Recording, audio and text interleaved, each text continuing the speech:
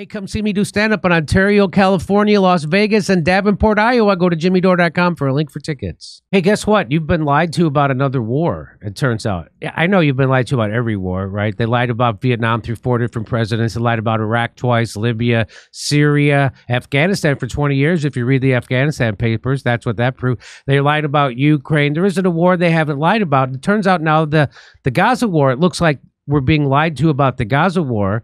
Ben Swann has put together this video. I want to show you a little bit of it right now, and then we'll bring Ben in. 7 months ago, on October 7th, Hamas was able to carry out its shocking terror attack against Israel. Despite Israel's intelligence, military, and security apparatus, commonly considered to be the best in the world. Bearing in mind Israel's incredibly sophisticated and capable defenses and brigades of trained IDF soldiers stationed near the Gaza border, the scale and the operational success of the Al-Aqsa flood attack surprised even Hamas. Hamas representative Ali Baraka explained to the Washington Post the ease with which Israel's entire security apparatus disintegrated, quote, "We were expecting to get a smaller number of hostages and return to Gaza, but the Israeli army collapsed in front of us. What were we to do?" Well, in response to the Al-Aqsa flood attack, the Israeli military's retaliatory efforts, codenamed Operation Swords of Iron, has resulted in the deaths of over 100 journalists, 190 United Nations staff, 34,000 Palestinians, including 13,000 children, displaced nearly the entire Gaza population of 2 million people, and cost the United States almost $50 billion. So how did October 7th happen? Well, almost everyone in mainstream media was quick to call it an intelligence failure.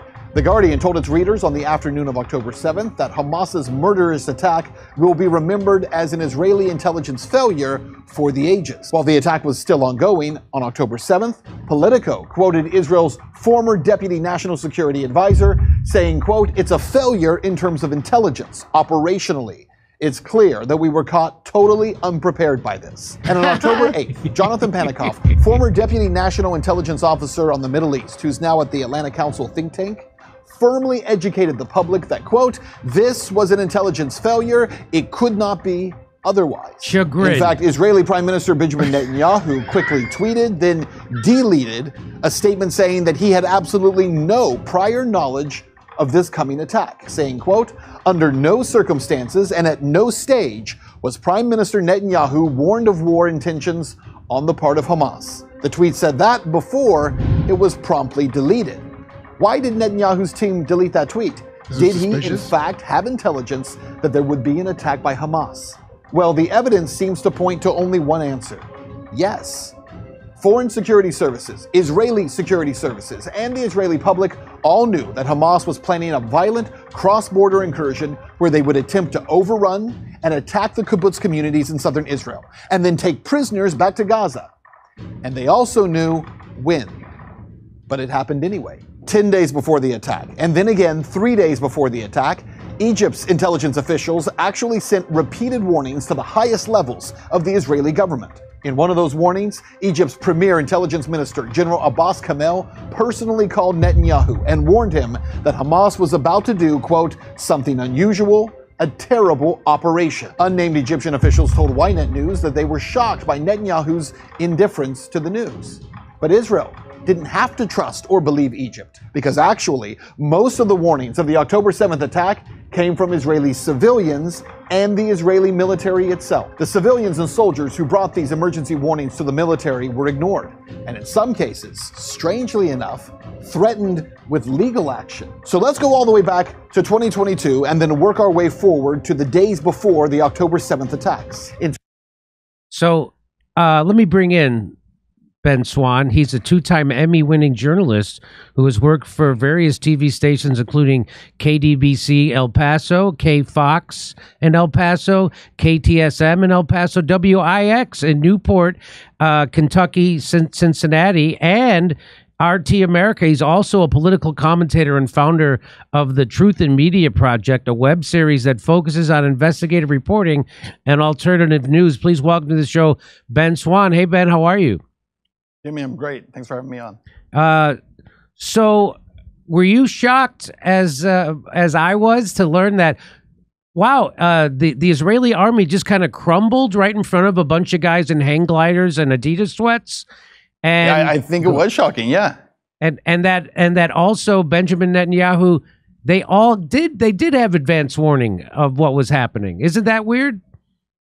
Yeah, it's not just weird, right? When you start to see the weird part, right, which you alluded to, when you hear about this story back in October and November, it's like, how did guys come across in paragliders? Like, is this real? This really happened? They flew across the border in these very like primitive makeshift setups. They were able to come across and yeah, exactly. It was like completely wild in the way they're coming in, and they overwhelmed Israeli defense forces. Again, as we pointed out, the best in the world. How do you manage to pull this off? And then when you start to look into the story, and what was surprising, it wasn't just, and you've played a lot of it so far, I hope you'll play more. Yes. It wasn't just what happened, right, leading up to October 7th, just before. Israel knew 2 years before. They had the blueprints because of spies in Gaza. They studied them. They knew exactly what was going to happen. They knew how it was going to happen. And Hamas followed those blueprints, by the way, to the letter. It was exactly what they had said they were going to do. And so the thing that it's, I guess I should just expect it now that this has to be reported by people like you and places like this or the Gray Zone. It's never going to be reported on ABC or MSNBC or even Fox or CNN. They just go along with this was, again, what you just showed. Oh, no, it was an intelligence fail. We didn't know. Oh, we got caught with our pants down. Chagrin. Well, not since the last BB's working both times. We had ours, he's working, and then he's That's right. Every time there's... The guy's always working his shift. Every time there's a 9/11 type thing happen, BB seems to be in power. So let's go on. I'm going to show a little bit more of this, and we'll come back and get you to comment on it. Here we go. Hamas followed its own blueprints that Israel already had in its possession with shocking precision. So Israel literally had the attack blueprints, but were they taken seriously by the IDF? Again, yes. The plans were diligently studied. In fact, a presentation on the planned attack was given to senior officers in the IDF's Gaza division. The presentation concluded with this sentence, quote, "This invasion constitutes the gravest threat that IDF forces are facing in the defense of Israel." So in response to all of this, did Israel's intelligence apparatus actually enhance or beef up their surveillance of the Hamas militants along the Gaza border? Well, actually, not only is the answer no, but stunningly, they did the exact opposite. They decided to entirely stop monitoring Hamas's handheld radio traffic because they saw it as a waste of effort. Even though during that same time, in 2022, Israelis living in the kibbutz communities near the Gaza border, most of whom have some type of military training because of Israel's mandatory IDF service laws, they were, according to Israeli media, picking up clear evidence that Hamas was practicing the breaching of the fence and conquering kibbutzim and seizing hostages and destroying everything in their path. Then in April of 2023, again, this is still 6 months before the attack, the IDF, according to Israeli media, actually did something even more surprising. They restricted the ability of Israeli citizens living along the border to monitor Hamas's wireless traffic. In September of 2023, that's less than a month before the attack, the head of the IDF's Devil's Advocate intelligence unit, which challenges prevailing narratives within Israel's military, twice alerted senior decision makers in both the army and the political spheres about Hamas's plans for a large-scale cross-border military operation. He reiterated those warnings in person at intelligence branch strategic assessment sessions on September 26th and September 27th. This is just days before the attack. During this period, again, just days before the Al-Aqsa flood attack, Israeli civilians residing in the kibbutzim near the Gaza border were witnessing with their own eyes and ears constant and enormous Hamas training exercises. The army reportedly turned a blind eye. One of these Israelis, Ben Swann, worked as a tour guide in the southeastern Israeli region surrounding Gaza. In a radio interview just days before October 7th, she remarked, quote, "Hamas has been training for weeks right up against the border, sometimes in massive numbers. I tried to warn the officers, but they told me I didn't know anything and that I was safe." On October 3rd, a journalist for Israeli Public Radio tweeted and made crystal clear that the bizarre and violent Hamas drills that were taking place on the Gaza side of the border were evident to everyone who was living alongside that border, including the Israeli military. The Islamic Jihad organization started noisy exercises very close to the border with missile launches, simulating breaking into Israel and kidnapping soldiers. Didi Fold, a resident of Netiv Hatara, said, "It was significantly closer than previous times. The children wake up and they ask what's going on. There are explosions, booms. It is not similar to previous exercises." So it was clear to everyone that Hamas wasn't only planning to do something horrible, but it was also clear exactly what that horrible and evil thing was. According to a female IDF soldier who spoke to Israel's Channel 12 news program, she was constantly trying to warn her superiors about the gravity of the Hamas training exercises. And she was threatened with legal action, saying, quote, "We were told that if we continue to harass on this issue, you will stand trial." So, Egypt knew, the Israeli military knew, and the Israeli civilians knew. And yet 2 days before October 7th, the Israeli military took 2 entire commando brigades, that's around 100 soldiers, away from the soon-to-be breached locations of the Gaza border and sent them to the other side of the country, to the West Bank village of Huwara. Despite no Hamas presence being in Huwara, and despite there being giant Israeli dance parties taking place right along the same border fence where violent, escalating, and obvious Hamas drills of breaching and kidnapping were taking place. Does this make any sense? And have you heard about these dance parties? Because it turns out there's bizarre and inexplicable narratives surrounding the planning of these now infamous dance parties in Israel along the Gaza border. So I thought it was weird that they had a rave next to a concentration camp and they were told, no, go have it. Yes. They checked. The people who organized that checked to see if, hey, is this safe to have it right by the, our big concentration camp? They said, yeah, go do it. So, Ben,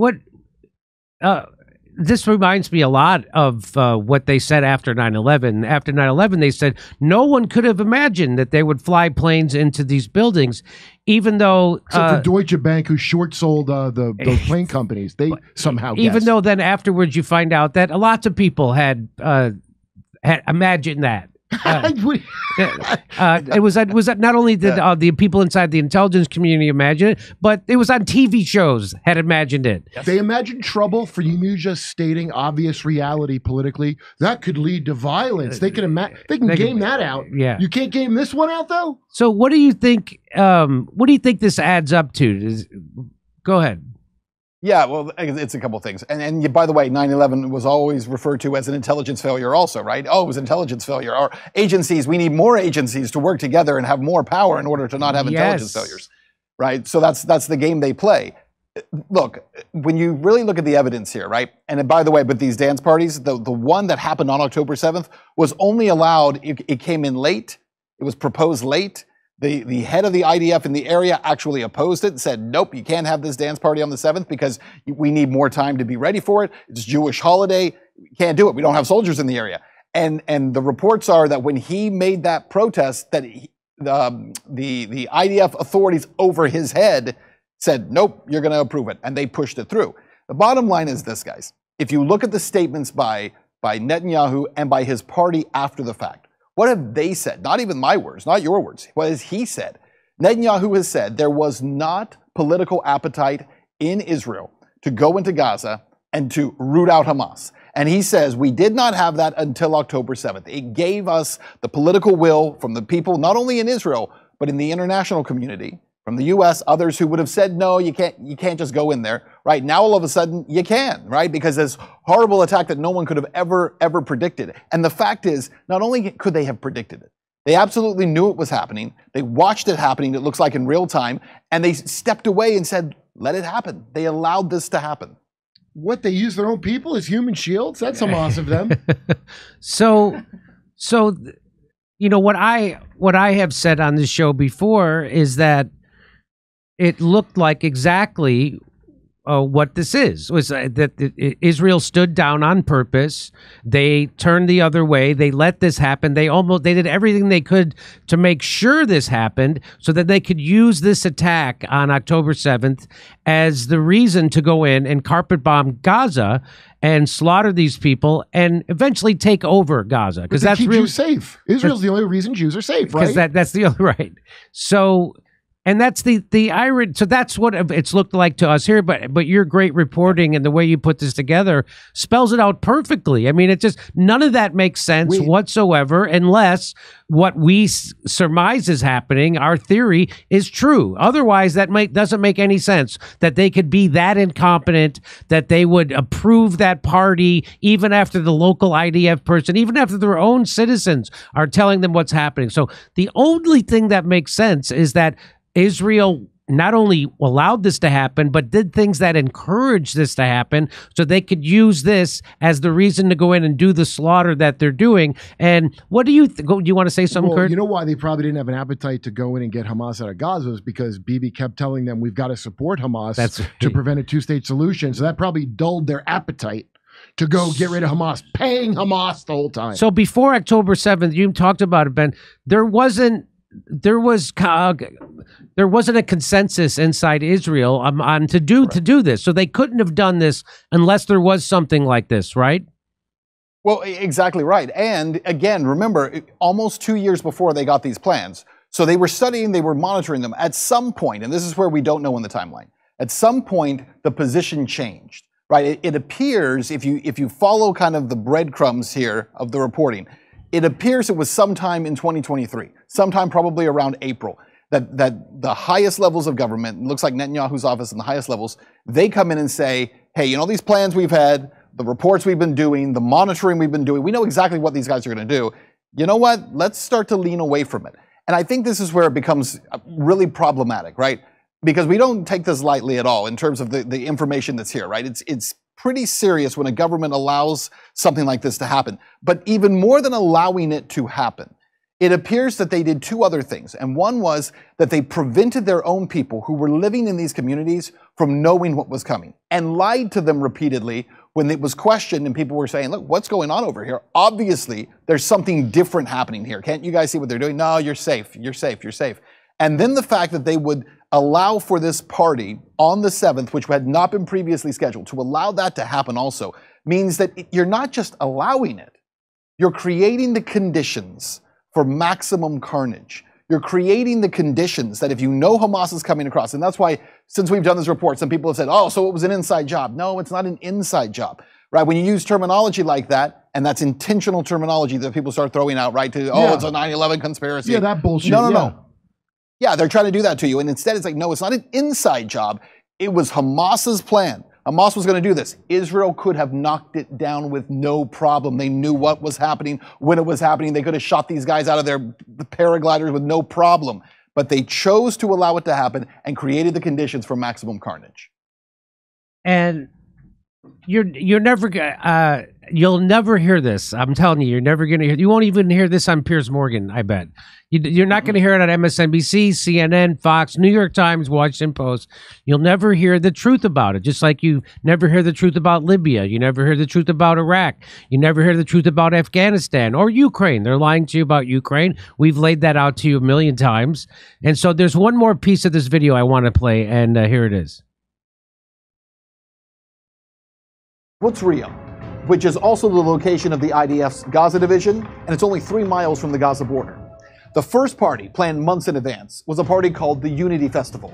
It took place on October 5th and 6th. Then the Nova Festival, the October 7th party, was actually added last minute, only a few days in advance of the event. So for obvious reasons, any significantly large gatherings on the Israeli side of the border with Gaza require Israeli military approval. Again, this is a part of the story that virtually no American media network will talk about. According to Israeli media reports, Lieutenant Colonel Sahir Fogel, an operations officer at the IDF's Gaza division, opposed the approval of the Nova Party based on a couple of things: the last-minute nature of its event application, the intensifying Hamas drills at the border, and because if something were to happen, more soldiers were on holiday. It was the Jewish holiday of Sukkot. The lieutenant colonel explained his opposition to the party's approval to his superiors, and he was instructed to allow the event to happen.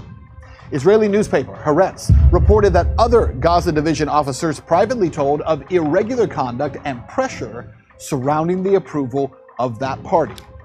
In February of 2024, Elkanah Fetterman, the head of security of the Nova Festival, gave an interview to Israel's Channel 14 where he made a statement that has not been reported on by any American media. He said this, quote, "I had a guard at the festival who had served in the Ream division near the Gaza border. And a week before the festival, he sent me a voice message, basically warning me, saying, quote, Elkanah, something is going to happen over Sukkot. I just wanted to let you know there were a lot of warnings. I passed the voice message on to the local IDF officials, and they told me everything was all right." After the attack, Fetterman called his friend in the IDF and asked him exactly what he knew, saying, quote, "You were speaking in codes. Tell me exactly what they showed you." He told me, "Elkanah, they told me there was going to be an invasion and that they were planning to take over settlements. I just wasn't allowed to tell you that." And that's what happened. If he knew what he knew, a driver on the Gaza border, what did those above him know?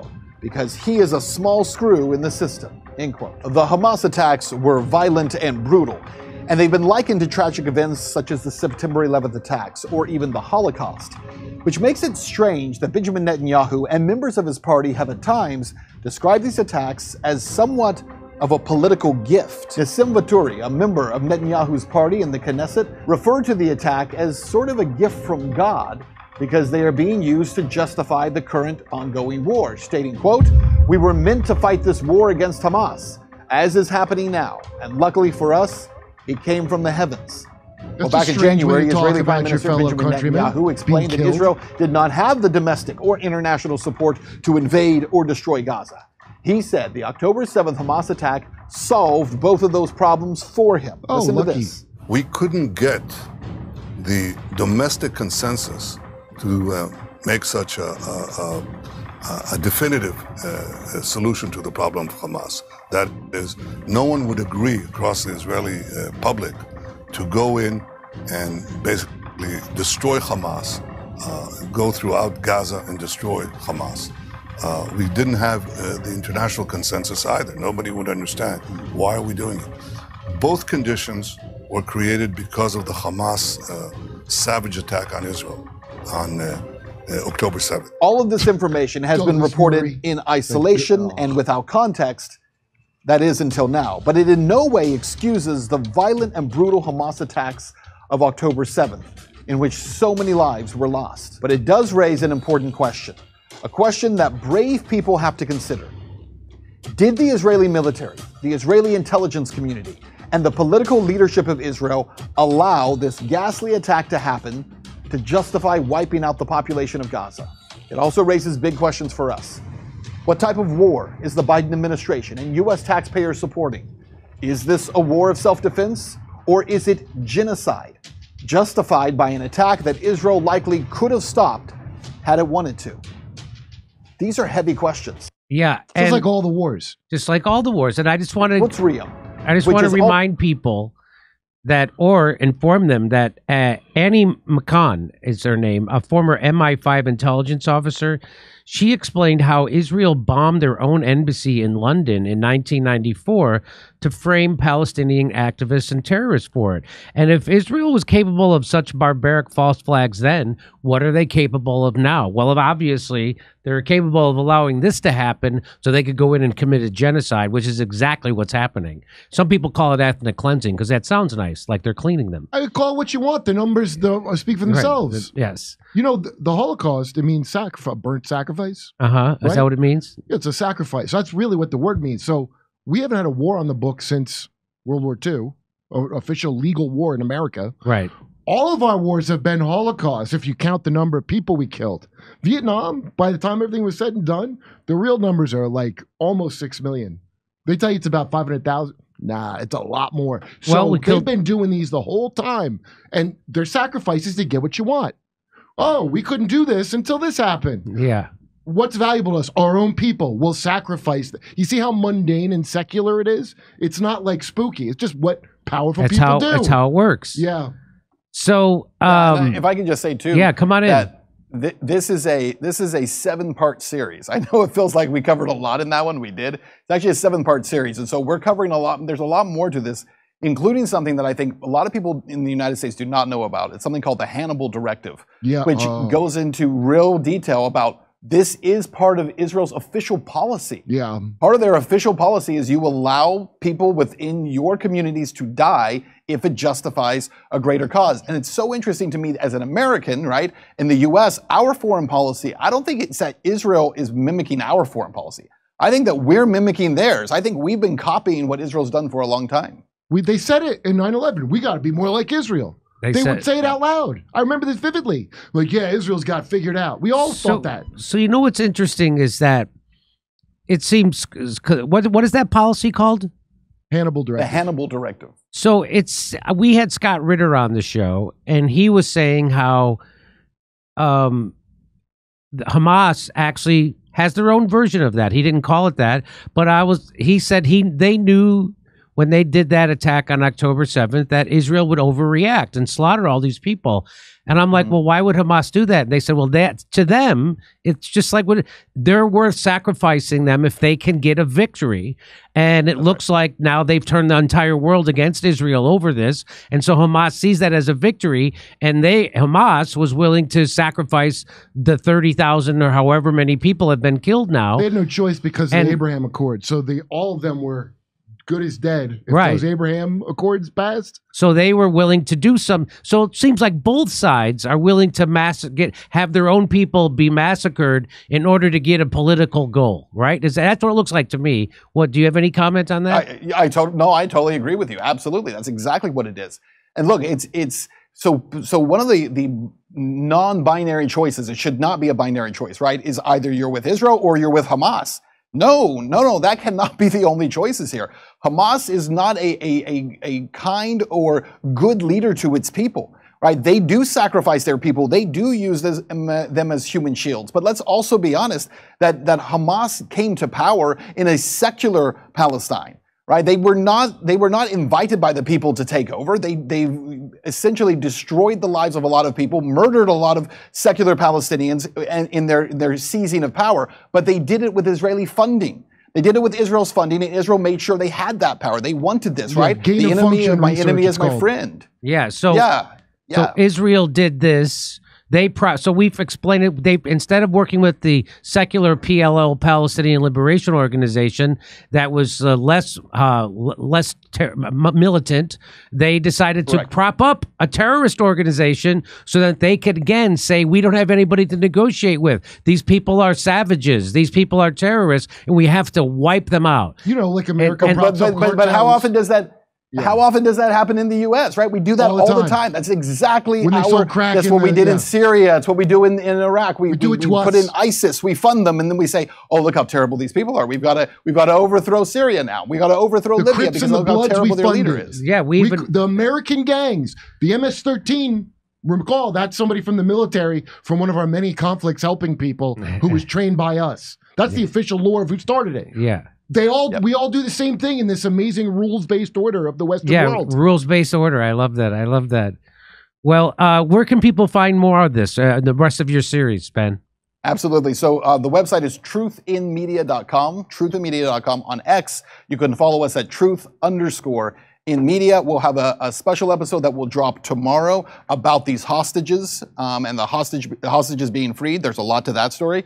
And then we'll be picking up from there again with a whole bunch of episodes explaining to people the bigger picture around this, guys. So I really appreciate you covering it. Let me just say, I first became aware of you when you did some work on the Seth Rich story. And guess what? Everybody said there was a crazy conspiracy. You know, whenever you're not allowed, I knew this when I was at the Young Turks, which was billed itself as the #1 online news show in the world with over 5 million subscribers.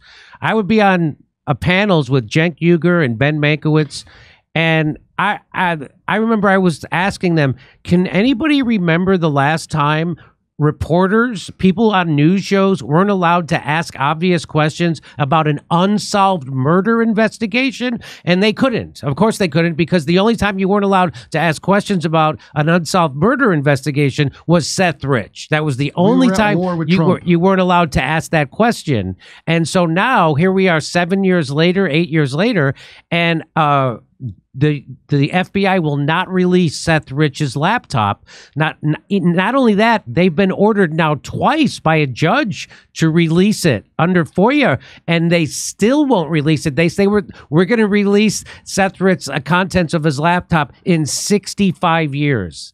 So I certainly feel vindicated for asking those questions. I was wondering how you felt about it.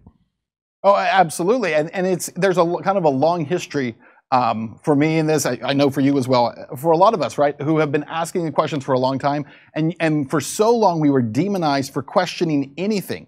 Now I think we're living in a moment where a lot of folks are able to say, okay, well, it makes sense. But also, the more that comes out, the more it all ties together. And it's not because, again, it's one cabal that does everything. It's that they're very unoriginal. People in power are incredibly unoriginal. They're hacks. As soon as they do one thing that works, they all just imitate it. So they just run a playbook at that point.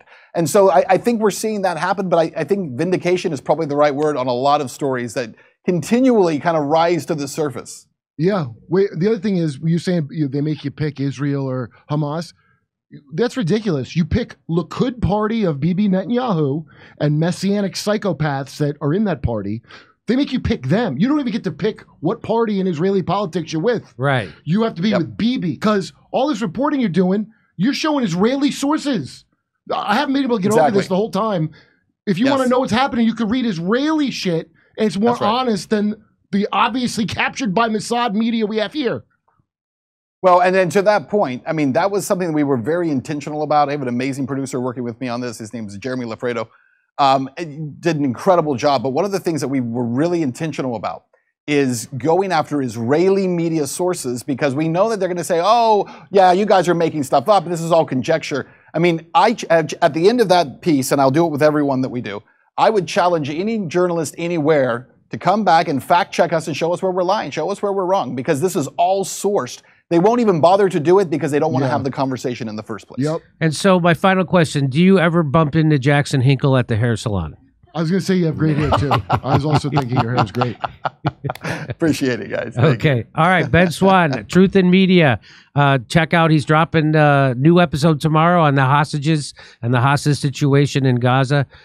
Great job. Thanks for coming on. Great, because it's not bogged down if Israel should exist. It's just the facts of the thing. It's just the facts of the case. You could show to somebody who's like emotional about it. Yeah. All right, Ben, thank you very much, buddy. Thanks, guys. Hey, come see me do stand-up on tour in Ontario, California, Davenport, Iowa, Las Vegas, Nevada, Chicago, Illinois, a special video show with stand-up, and Grand Rapids, Michigan. Go to jimmydore.com for a link for tickets.